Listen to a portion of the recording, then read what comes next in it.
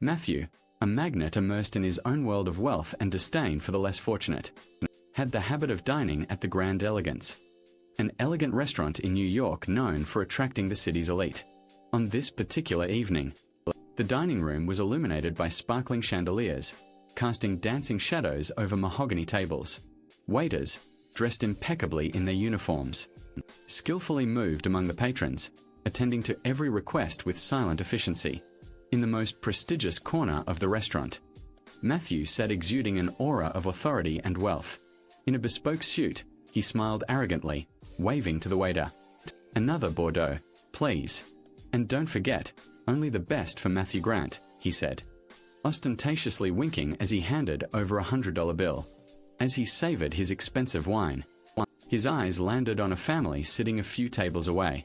They were dressed simply but elegantly, quietly enjoying their meal, a rare occasion of celebration. The father, a middle-aged man with gray hair, shared stories with his two children, while the mother smiled affectionately, interacting with them. The family's joy and simplicity seemed out of place in a luxurious restaurant setting. Matthew, with a malicious smile, began to weave his web of contempt and arrogance. Seated at his preferred table, he leaned toward his friends, a wicked gleam in his eyes. "Look at that family over there," he whispered discreetly, pointing to the peacefully dining group. "They seem so out of place here, like fish out of water." His friends, somewhat uncomfortable, exchanged glances, but no one dared to interrupt Matthew. Then, raising his voice to ensure his words reached the family's ears, Matthew started hurling insults.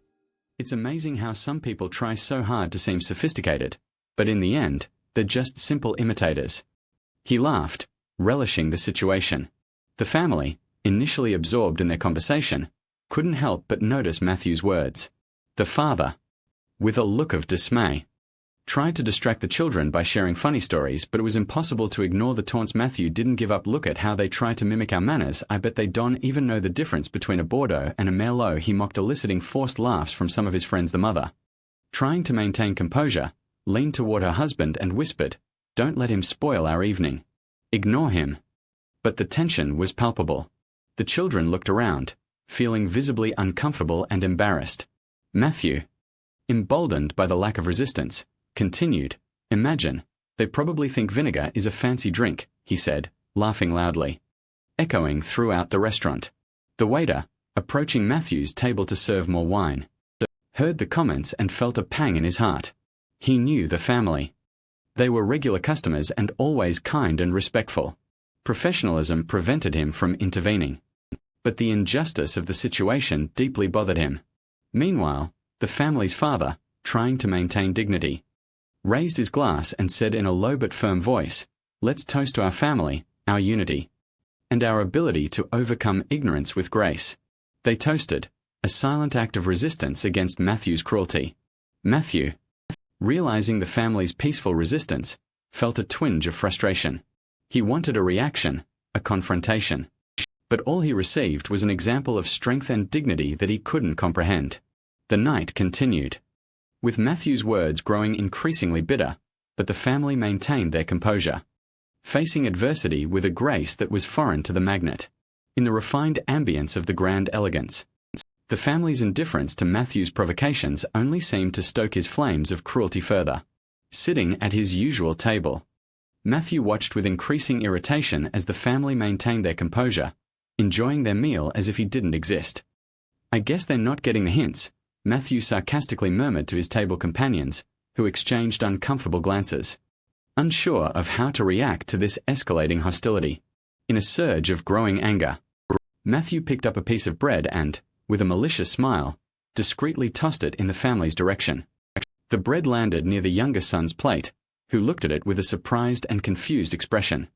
"Oops, looks like my bread slipped," Matthew exclaimed loudly, forcing a laugh. His unpleasant action drew the attention of other patrons who began to murmur disapprovingly. The family's father, trying to keep the peace, picked up the piece of bread and calmly said to his son, "Looks like someone played a little joke.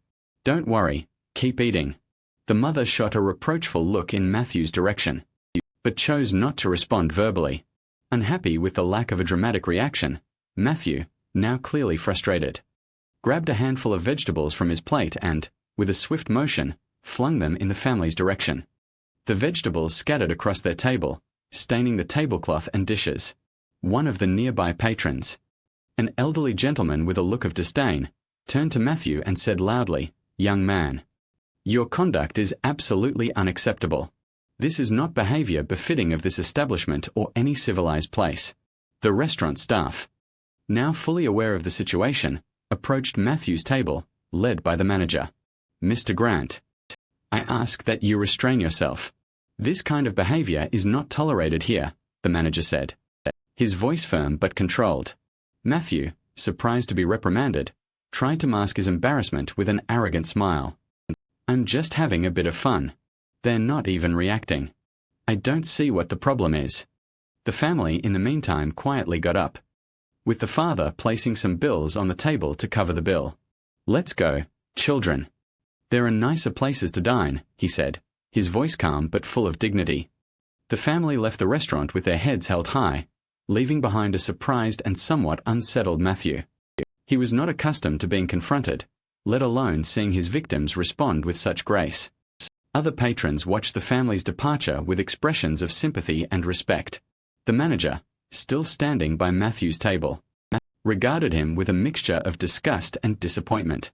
"I hope you reflect on your behavior, Mr. Grant. This is not the kind of experience we want to provide to our customers," he said before walking away, leaving Matthew with his thoughts and the palpable disapproval of the dining room. However, Matthew remained undeterred, considering himself the victor of the battle. "And you, in the place of that family, would you do the same, or would you have a confrontation with the arrogant and haughty Matthew? Leave your thoughts in the comments." As the serene family walked away from the scene of their humiliation, Matthew Grant watched, a satisfied smile distorting his lips. He leaned back in his chair, ignoring the disapproving glances coming from other tables at the Grand Elegance. To him, his display of power and superiority had been an overwhelming success.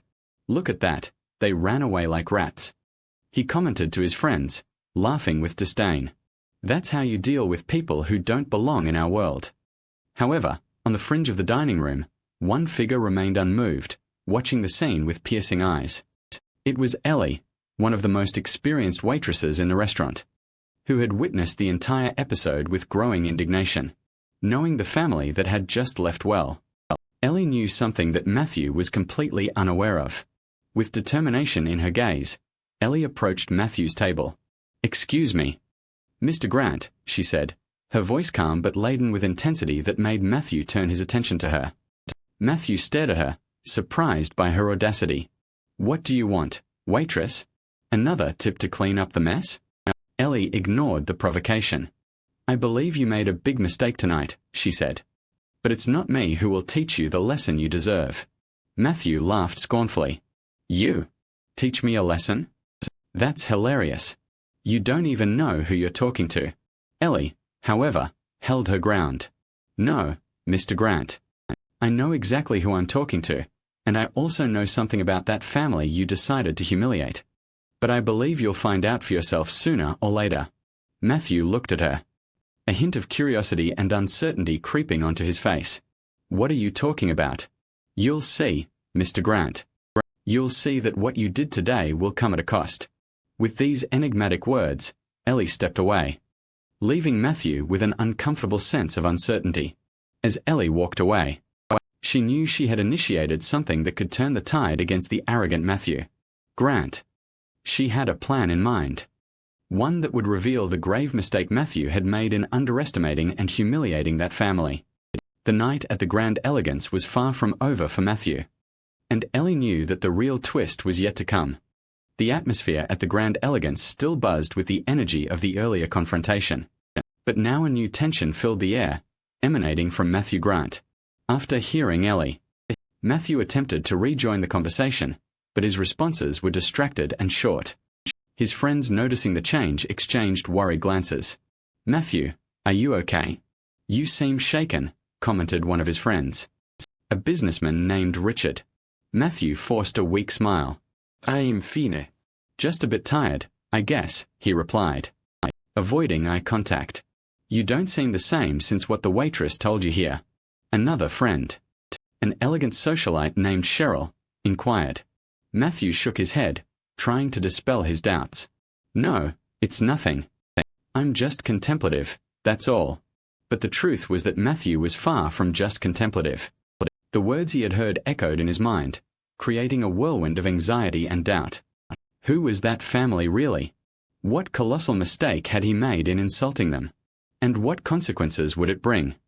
Unable to shake the unease, Matthew soon lost interest in the conversation and the luxurious surroundings that normally brought him so much pleasure.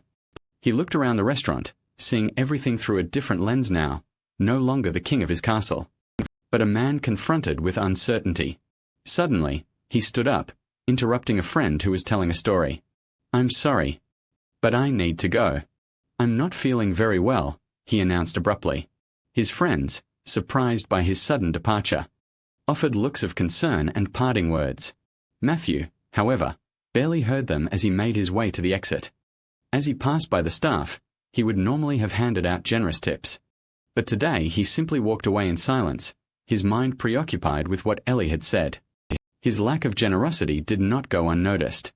The staff exchanged surprised and worried looks as Matthew left the Grand Elegance. The cold night greeted him, but the chill in his heart was of a different kind of cold of doubt and apprehension. The night that began with arrogance and disdain ended with restlessness and uncertainty for Matthew Grant, marking an unexpected turning point in his life. On that night, in his luxurious penthouse overlooking the city, Matthew Grant found himself in a state of restlessness that was unusual for a man accustomed to dominating every aspect of his life. The message received at the Grand Elegance Restaurant had triggered a spiral of obsession and anxiety that he couldn't control. Sitting in his spacious living room, surrounded by expensive furniture and artworks, Matthew recalled those words, every word, trying to decipher their true meaning. Who is this family after all? What mistake did I make by insulting them? He muttered to himself, his voice filled with frustration. With each sound of the phone his heart raced, hoping it would be the supposed father of the humiliated family calling. But, as the hours passed and the phone remained silent, Matthew's helplessness intensified. He walked to the window, gazing at the nighttime skyline. I control businesses. I control people. Why is this situation slipping away from me? He questioned aloud, his expression reflecting a mixture of anger and discomfort. Matthew, unable to find peace, picked up his phone and dialed one of his friends who had been with him at the restaurant. "Richard. It's Matthew. Do you know anything about that family from the restaurant? Any detail I might have missed?" On the other end of the line, Richard responded with surprise. "Matthew, it's almost midnight. No. I don't know anything about them. Why the concern? I believe the waitress just said that to scare you." Matthew sighed in frustration. "Forget it then. Good night." And he hung up quickly, returning to his seat. Matthew got lost in his thoughts. The arrogance and confidence that had always accompanied him seemed to have evaporated, leaving in its place a man haunted by doubts and uncertainties. What makes this family so special? And that waitress Ellie? What does she know that I don't? He wondered, feeling increasingly disturbed by the situation. The night advanced, and Matthew remained awake, unable to find sleep. The image of the serene and united family sharply contrasted with his own loneliness and restlessness for the first time. The wealth and power that Matthew had always flaunted seemed empty and insufficient in the face of the enigma he was now confronting. The darkness of the night reflected his own internal turmoil, marking the beginning of a journey of introspection and unexpected revelations. The next morning, in his apartment still shrouded in shadows of doubt, Matthew woke up to a new day. But the restlessness from the previous night lingered. As he sipped his coffee, a mixture of anticipation and fear still enveloped him. It was then that his phone rang, breaking the morning silence with its insistent melody. Matthew jumped from his chair, his heart racing. Finally, he thought, the answer I've been waiting for. He quickly picked up the phone, seeing an unknown number on the display. "This must be the father of the family," he murmured, trying to control the anxiety in his voice. "Hello." On the other end of the line, a male voice responded. "Good morning, Mr. Grant. I hope you've had a reflective night." Matthew furrowed his brow, confused. "Who are you? Is this the father of that family from the restaurant?" The voice chuckled softly. "Oh, not exactly, Mr. Grant. My name is Thomas, Ellie's husband, the waitress from the Grand Elegance." Matthew felt a wave of confusion. "Ellie, What does this have to do with her? What do you want? Thomas continued, his voice calm but firm. You'll see, Mr. Grant, my wife and I decided to teach you a lesson. Your cruelty and arrogance at the restaurant did not go unnoticed. Matthew sat down, stunned. A lesson? What are you talking about? The lesson is simple, Mr. Grant. The world doesn't revolve around your wealth or status. Your actions will have consequences. You can't belittle people with impunity. We hope this will make you reflect on your attitudes. Matthew gripped the phone tighter, his mind spinning. Is this some kind of joke? Are you telling me all of this was staged? Thomas replied, not a joke, Mr. Grant, but a mirror to your actions.